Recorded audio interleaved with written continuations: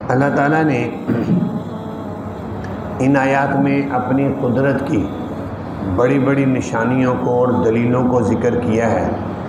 اللہ تعالیٰ اپنی قدرت کی نشانیوں کو اور دلائل کو اس لیے ذکر کرتے ہیں تاکہ جو لوگ کفر اور شرک کے گھٹا گھوٹ اندھیروں میں گھرے ہوئے ہیں وہ ان دلائل میں غور کر کے اللہ تعالیٰ کی توحید کو تسلیم کر کے موحد اور مسلم بن جائیں اور ہمیشہ ہمیشہ ابد الاباد کی جہنم سے بچ جائیں۔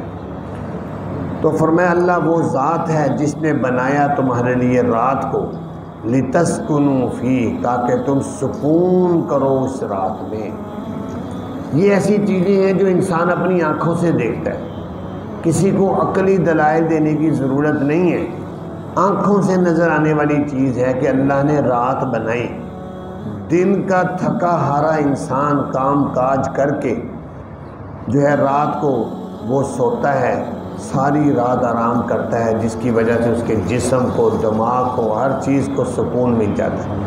اگر رات نہ ہوتی، دن ہی دن ہوتا تو کتنی مشقت تھی انسانی جسم کے لیے۔ وَالنَّهَارَ مُبْصِرًا، اور رات دن بنایا دیکھنے کا ذریعہ کہ دن کو سورج چڑھتا ہے، روشنی روشنی ہو جاتی، لوگ کام کاج پر نکل جاتے ہیں۔ اگر اندھیرا ہی رہتا، تاریکی رہتی، لوگ کیسے کام کرتے؟ یہ اللہ نے اپنی قدرت سے رات بھی بنا دیا تمہارے لیے، دن بھی بنا دیا۔ ان اللہ لذو فضل علی الناس، بے شک اللہ تعالیٰ البتہ فضل والے ہیں لوگوں پر، اس کا بڑا فضل و کرم ہے لوگوں پر، لیکن اکثر لوگ شکر ادا نہیں کرتے۔ اکثر لوگ اللہ کی نعمتوں کو استعمال تو کرتے ہیں لیکن شکر ادا نہیں کرتے۔ ذالکم اللہ ربکم خالق کل شیء، یہی اللہ تمہارا پروردگار بھی ہے جو تمہیں پالتا ہے، تمہیں ہوا کی نعمت دیتا ہے، تمہاری جسم کے سارے نظام کو چلا رہا ہے، تمہیں کھانا دیتا ہے، پینا دیتا ہے، یہ تمہارا پروردگار خالق کل شیء، ہر چیز کو پیدا کرنے والا بھی یہی ہے۔ لا الہ الا ہو، نہیں ہے کوئی معبود مگر صرف وہ اللہ، عبادت کے لائق صرف اور صرف اللہ ہے، مشکل کشا بھی اللہ ہے، حاجت روا بھی اللہ ہے، فریاد رس اور دستگیر بھی اللہ ہے، نفع نقصان کا مالک بھی اللہ ہے، شفا دینے والا بھی اللہ ہے، وہی ہے۔ فرمایا فَأَنَّىٰ تُؤْفَكُونَ، پھر تم کہاں پھرے جا رہے ہو، بہکے جا رہے ہو؟ ظالموں، اللہ کی قدرت کی نشانیوں کو دیکھ کر پھر بھی گمراہ ہو رہے ہو۔ كَذَلِكَ يُؤْفَكُ الَّذِينَ كَانُوا، اسی طرح الٹے پھیرے گئے وہ لوگ جو تھے اللہ کی آیتوں کا انکار کرتے۔ پھر فرمایا اللہ الذی جعل لکم الارض قرارا، اللہ وہ ذات ہے جس نے بنایا تمہارے لیے زمین کو ٹھہرنے کا ذریعہ، کہ زمین پر تم ٹھہرتے ہو، مکانات بناتے ہو، بنیادیں کھود کر کنکریٹ کر کے بڑا مضبوط گھر بناتے ہو۔ یہی زمین اگر موم کی طرح نرم ہوتی، نہ کوئی گھر بنا سکتا، نہ کوئی یہاں صحیح طریقے سے چل سکتا، لوگ گرتے پڑتے۔ کہ اللہ تعالیٰ نے تمہیں ایسا نارمل زمین کو بنا دیا ہے کہ تم یہاں عمارتیں، بلڈنگیں بھی کھڑی کر سکتے ہو، لیکن تمہیں کھودنے کی ضرورت پڑے تم کھود کے قبر بھی بنا لیں۔ نہ لوہے کی طرح سخت بنایا ہے کہ تم کھود ہی نہ سکو، نہ اتنا نرم بنایا ہے کہ موم کی طرح ہو۔ والسماء بنا، آسمان کو بنایا ہے چھت، اوپر تمہارے چھت بنا۔ وصورکم، اور اس اللہ نے تمہاری صورتیں بنائی ہیں۔ فاحسن صورکم، کیا ہی اچھی بنائی ہیں اس نے تمہاری صورتیں۔ انسان کی صورت، انسان کی تخلیق ساری مخلوق میں سب سے اچھی ہے۔ انسان کا سانچہ اور اس کی نقش و نگار سب سے زیادہ خوبصورت اور عین مناسبت سے بنائے گئے ہیں۔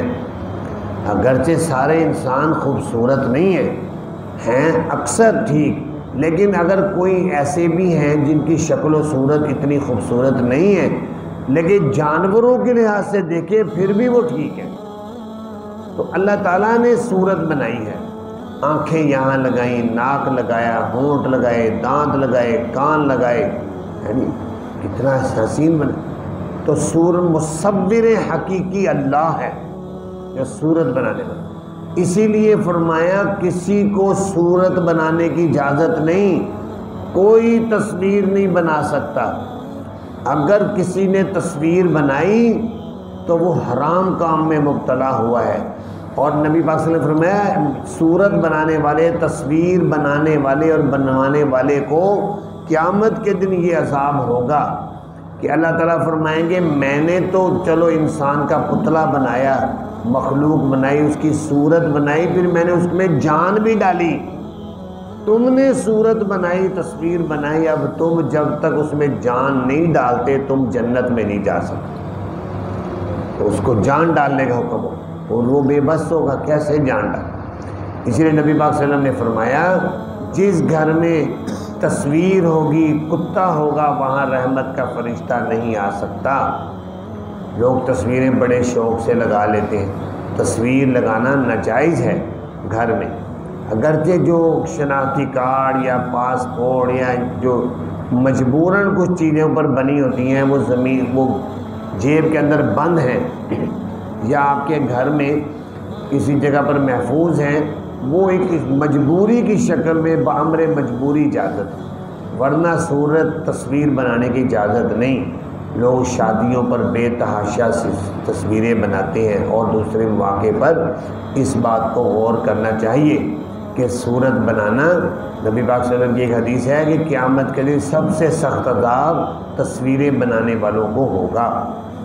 فرمایا وَرَزَقَكُم مِّنَ الطَّيِّبَاتِ، اور اس اللہ نے رزق دیا تمہیں پاکیزہ چیزیں. کتنی پاکیزہ چیزیں اللہ نے کھانے کو دی ہیں مسلمان کو. قربان جائیے اس اللہ پر. پاکیزہ چیزیں، بکرا کھانے کو دیا، گائے کھانے کو دی، اور اونٹ کھانے کو دیا. یہ جانور جو کافر ہیں، یہ کافر خود بھی جانور ہیں اور جانور کھاتے ہیں، پاکیزہ چیزیں نہیں کھاتے. خنزیر کھاتے ہیں نعوذ باللہ، کتا کھاتے ہیں، بندر کھاتے ہیں، اور چائنا کے اندر چوہے بھی کھا جاتے ہیں.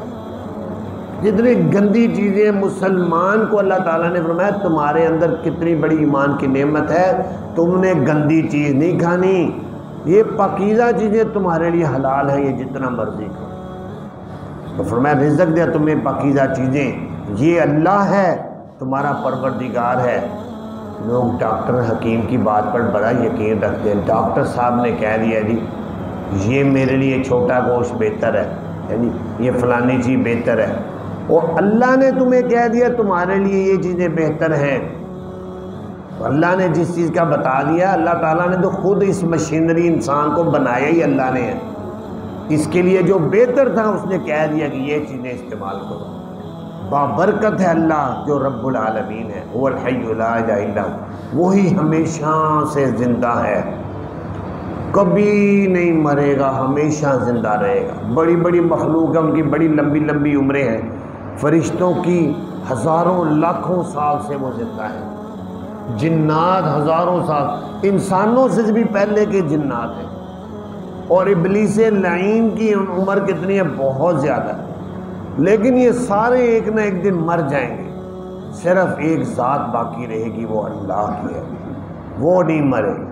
سب کو موت آئے گی، وہ زندہ رہے گا، اور وہی زندہ ہے، نہیں کوئی معبود مگر وہ. پس پکارو اس کو خالص کرنے والے، اس کے لیے دین کو. تمام تعریفیں اللہ کے لیے جو رب العالمین ہے. قل انی نہیت ان اعبد الذین تدعون من دون اللہ، کہہ دیجئے بے شک میں روکا گیا ہوں کہ میں عبادت کروں ان معبودوں کی جن کو تم پکارتے ہو اللہ کے علاوہ. لما جانی البینات من ربی، جب آ گئی میرے پاس واضح نشانیاں میرے رب کی طرف سے. وامرت ان اسلم لرب العالمین، اور میں حکم دیا کہ یہ کہ میں فرما بردار بن جاؤں رب العالمین کا.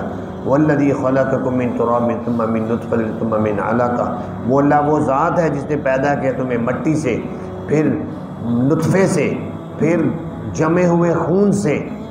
ثم یخرجکم طفلا، پھر وہ نکالتا ہے تمہیں چھوٹا سا بچہ. ثم لتبلغوا اشدکم، پھر تاکہ تم پہنچ جاؤ اپنی جوانی کو. ثم لتکونوا شیوخا، پھر تاکہ ہو جاؤ تم بوڑھے. ومنکم من یتوفی من قبل، اور تم میں سے وہ بھی ہیں جو وفات دے دیے جاتے ہیں اس سے پہلے، یعنی بوڑھے ہونے سے پہلے ہی مر جاتے ہیں.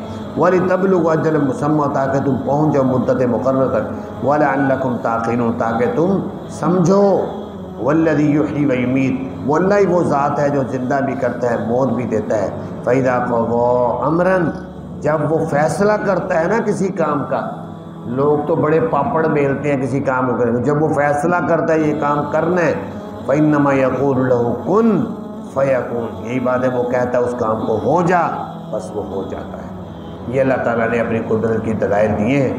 قرآن کی برکت سے، ان آیات کی برکت سے پوری دنیا کے کافروں کو یہ دعوت ہے کہ ان دلائل میں غور کریں، اللہ تعالیٰ کی وحدانیت کا اقرار کر کے اس دنیا کے اندر اس کو مسلمان ہو کر ہمیشہ ہمیشہ کے عذاب سے بچ دیں۔